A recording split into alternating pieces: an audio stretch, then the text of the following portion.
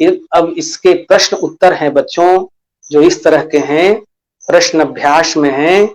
Doctor Ambedkar के योगदानों की चर्चा कीजिए। डॉक्टर अंबेडकर के योगदानों की चर्चा कीजिए। तो डॉक्टर अंबेडकर भारत में छुआछूत की समस्या को दूर किया। अस्पृश्यता, सामाजिक भेदभाव जो पाप था, उसे छुटकारा दिलाया। उन्होंने कई कानून ऐसे बनाए, कई कानून ऐसे संविधान में जोड़े जो समाज में समानता लाता है, समाज में सद्भाव लाता है, समाज में ऊंच नीच छुआछूत की भावना को दूर करता है। तो यह बाबा साहब का योगदान रहा सामाजिक बदलाव का, समाज में परिवर्तन लाने का। समाज में जो बुराइयां थीं, जो रूढ़िवादी विचार थे, उसको इन्होंने अपने कार्यों से दूर किया, उसे हटाया, भारतीय समाज को उससे छुटकारा दिलाया। तो बाबा साहब का यह सब योगदान रहा है। अगला प्रश्न है बच्चों, डॉक्टर अंबेडकर ने बौद्ध धर्म क्यों स्वीकार कर लिया? तो डॉक्टर भीमराव अंबेडकर ने बौद्ध धर्म इसलिए स्वीकार किया कि बौद्ध धर्म में उन्हें समानता दिखा, छुआछूत नहीं दिखा, भेदभाव नहीं दिखा, सबको समान रूप से उसमें उठते बैठते खाते पीते रहते देखा। तो समानता को उन्होंने महसूस किया और इसलिए वह बौद्ध धर्म को स्वीकार किए। अगला प्रश्न है बच्चों, डॉक्टर अंबेडकर ने बड़ौदा महाराज की नौकरी क्यों छोड़ दी? तो डॉक्टर अंबेडकर ने बड़ौदा महाराज के यहाँ जब नौकरी की तो वहां भी उन्हें छुआछूत का शिकार होना पड़ा। लोग उनसे घृणा करते थे। पीने के पानी की भी व्यवस्था उनके ऑफिस में नहीं रहती थी। लोग उनको फाइल भी दूर से फेंक कर देते थे। ऐसी घृणा वह नहीं सहे, उन्हें बहुत दुख हुआ, बहुत पीड़ा हुई और वह फिर उन्होंने नौकरी छोड़ दी। अगला प्रश्न है बच्चों, डॉक्टर अंबेडकर के विचारों से आप कहां तक सहमत हैं और क्यों? तो डॉक्टर अंबेडकर के विचारों से सहमत हैं। किसी भी स्वस्थ समाज के लिए घृणा, उपेक्षा, छुआछूत, भेदभाव सही नहीं है। समाज में समानता होनी चाहिए, सभी जाति धर्म के लोगों से प्रेम होना चाहिए, सबका सम्मान होना चाहिए, सबको आदर मिलना चाहिए, सबका समान अधिकार से कोई भी काम मिलना चाहिए, सामाजिक स्थिति सबके साथ गौरवपूर्ण होना चाहिए। तो यह कार्य भीमराव अंबेडकर साहब ने किया। उनके यह विचार थे कि समाज जो हो छुआछूत मुक्त हो, भेदभाव मुक्त हो, घृणा मुक्त हो, समाज में समानता रहे, सभी को समान रूप से काम करने का, जीने का, पालन पोषण का, घूमने फिरने का, अपने अनुसार काम करने का अधिकार मिले, सबके साथ समानता और सम्मान का व्यवहार हो।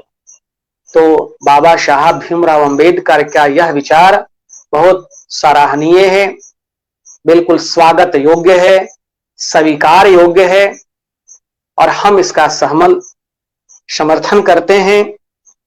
इन्हीं कारणों से समाज में समानता आए, खुशहाली आए, समरसता आए, लोग मिलजुल कर रहें, प्रेम भाव से रहें, घृणा नफरत द्वेष नहीं रहे। ऐसी भावना भीमराव अंबेडकर की थी, इसलिए उनके विचारों का मैं स्वीकार करता हूं, सहमति व्यक्त करता हूं।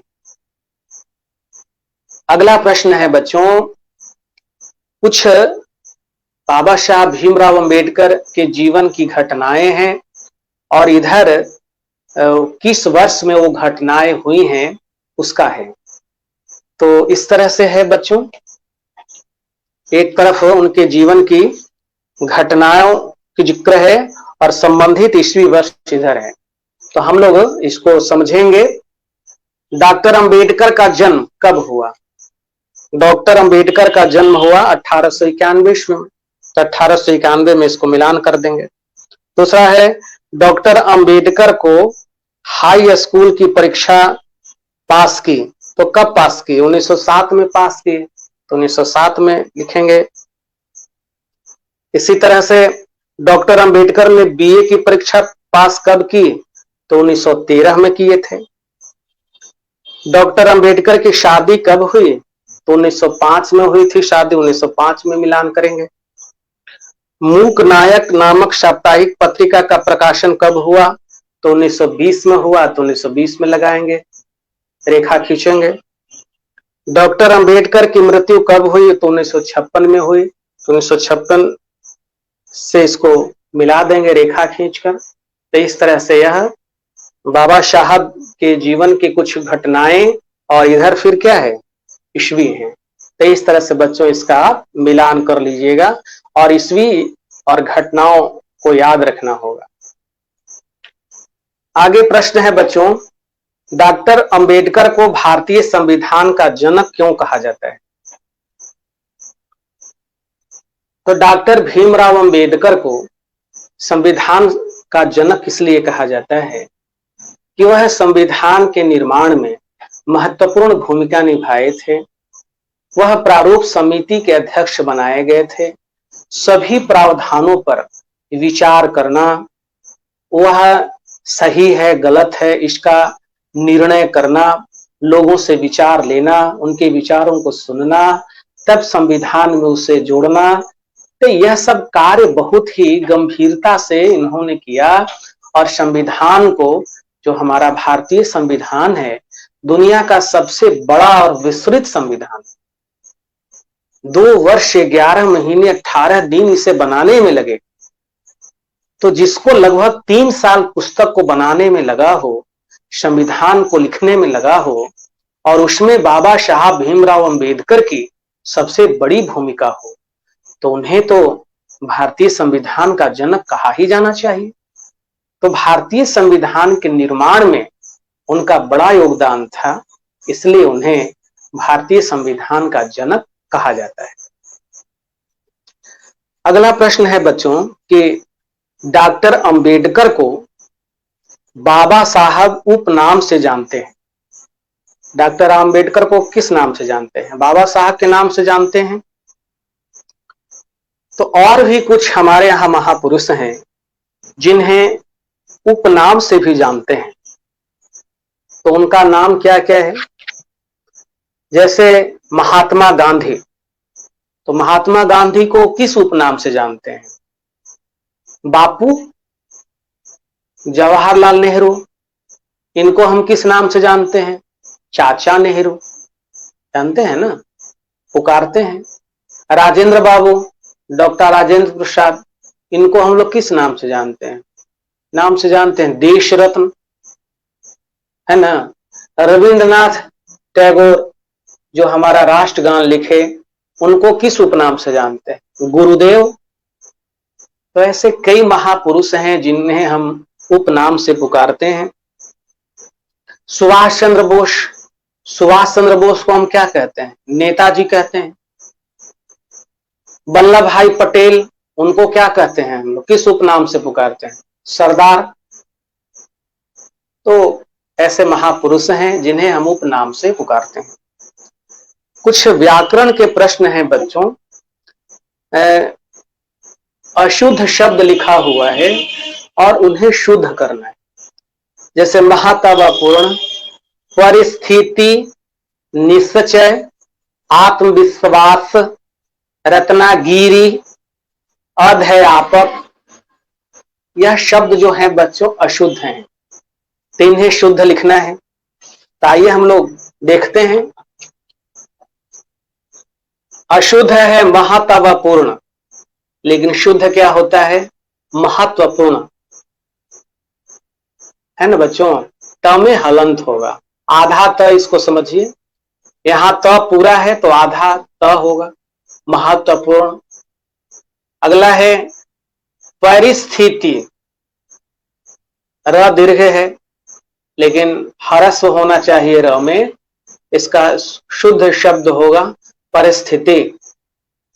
अगला है निश्चय, स है दंत स, लेकिन होना क्या चाहिए श, श तालाब श में हलंत, आधा श, तो निश्चय, निश्चय ऐसे। यहां है आत्मविश्वास, पूरा स है, ऐसे लिखेंगे हम लोग आत्मविश्वास, आत्मविश्वास ऐसे लिखेंगे। अगला है रत्नागिरी, गिरी सही नहीं लिखा हुआ, ह्रस्व होगा, ह्रस्व ई की मात्रा होगी तो रत्नागिरी। अगला है बच्चों अध्यापक, ध पूरा है, ध में हलंत होना चाहिए, आधा ध होना चाहिए, तो अध्यापक। तो बच्चों इस तरह से हम अशुद्ध शब्द को शुद्ध शब्द के रूप में बदलेंगे। अगला प्रश्न है बच्चों, कुछ वर्ग पहेली बना हुआ है और उसमें कुछ का नाम है, तो आप इसे नोट कर लीजिएगा बच्चों। और इसमें नाम है महापुरुषों का, तो महापुरुषों का नाम आप खोजिएगा इसमें। ऐसे मैं आपको हिंट्स कर दे रहा हूं इसमें किसका किसका नाम है। तो इसमें नाम है महात्मा गांधी का है, रविंद्रनाथ टैगोर का है, जवाहरलाल नेहरू का है, सुभाष चंद्र बोस का होगा, डॉक्टर राजेंद्र प्रसाद का होगा। तो ये आप वर्ग पहेली से इन शब्दों को आप ढूंढ कर महापुरुषों के नाम लिखेंगे, मजा आएगा आपको। अब कुछ और करने के लिए प्रश्न है।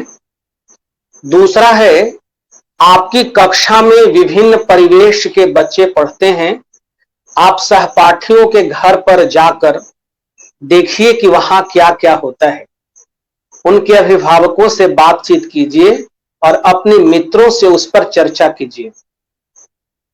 प्रश्न समझ गए? प्रश्न यह है कि आपकी कक्षा में विभिन्न परिवेश के बच्चे रहते हैं, विभिन्न समुदाय जाति के बच्चे आते रहते हैं, आपको उनके घर में जाना है और वहां जाकर देखना है कि वहां क्या क्या होता है, उनके माता पिता परिवार के लोग क्या क्या करते हैं, और उनसे अभिभावकों से बातचीत कीजिए और उस पर फिर अपने मित्रों से चर्चा कीजिए। कुछ बिंदुओं को आप नोट भी करके कक्षा में लाएंगे। यह आपके लिए गृह कार्य का प्रश्न हुआ। अगला प्रश्न है, भारत की संविधान की प्रस्तावना साफ साफ एवं सुंदर अक्षर में लिखिए और कक्षा में सुनाइए। भारतीय संविधान की प्रस्तावना है ना, हम भारत के लोग से शुरू होता है, अपने विद्यालय के दीवार पर लिखा हुआ है ना, तो आप उसे अपनी पेज, अपने कॉपी पर, एक कागज पर सुंदर सुंदर और साफ साफ अक्षरों में लिखिए और उसे फिर आप कक्षा में उसे सुनाइएगा, है ना। यह आपके लिए गृह कार्य का प्रश्न हो गया। आगे का प्रश्न है, पाठ में आए डॉक्टर अंबेडकर के कार्यों की सूची बनाकर अपने वर्ग कक्ष में टांगिए। डॉक्टर अंबेडकर साहब का तो फोटो जरूर बनाइए। ये डॉक्टर साहब भीमराव अंबेडकर का फोटो है, आप ऐसा भी चित्र बनाइए और फिर उनके कार्यों की भी सूची बनाइए। उनके कार्यों की आपको क्या बनानी है, सूची बनानी है कि वह कौन कौन सा काम किए। तो यह आपके गृह कार्य का प्रश्न हुआ। तो बच्चों, मैं अब यह कक्षा समाप्त करूंगा। आपको यह पाठ बहुत पसंद आया होगा, क्योंकि इसमें बाबा साहब भीमराव अंबेडकर के जीवनी के बारे में, उनके द्वारा किए गए कार्यों के बारे में आपको जानकारी मिली और आपको पसंद आया। बाबा साहब भीमराव अंबेडकर के कार्यों के बारे में जाना। तो मैं अब कक्षा बच्चों समाप्त करूंगा। और बच्चों, अभी कोरोना काल है, पूरी तरह समाप्त नहीं हुआ है, अभी भी सावधानी बरतनी है।